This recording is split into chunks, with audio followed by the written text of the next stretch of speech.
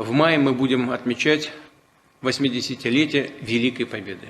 Ее значимость в судьбе России, в характере и ценностях всего нашего народа поистине колоссальны.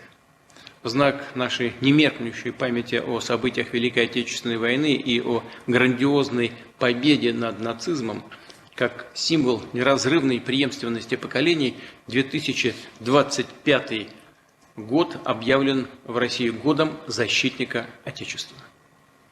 Защита Отечества, служение Отечеству во все времена было и остается для нас священным делом. Эти чувства любви к Родине, ответственности за нее объединяют наше общество. Каждый гражданин России вносит свой вклад в сбережение родной страны.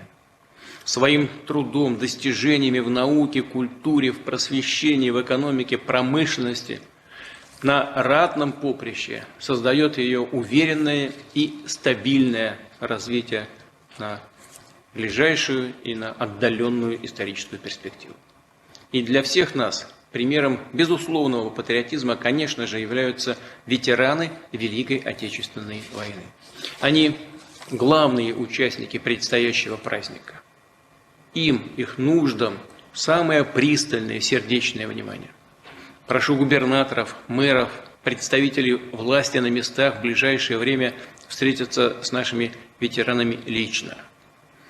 Узнать, какие вопросы, проблемы их тревожат, и обеспечить их решение.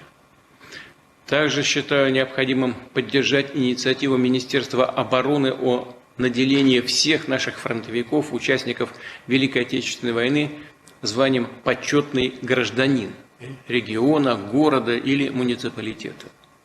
Знаю, что многие уже имеют этот статус, но, повторю, его достоин каждый ветеран, который сражался с оружием в руках. И отдельно остановлюсь на уже принятом решении. Сегодня подписан указ о единовременных выплатах фронтовикам и вдовам фронтовиков, а также и малолетним узникам концлагерей по 80 тысяч рублей, труженикам тыла и жителям блокадного Ленинграда, совершеннолетним узникам концлагерей и тем, кто работал на объектах ПВО, морских и авиабазах, строил оборонительные сооружения по 55 тысяч рублей.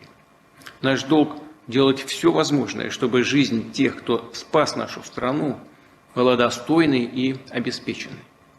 Это важно и для подрастающих поколений.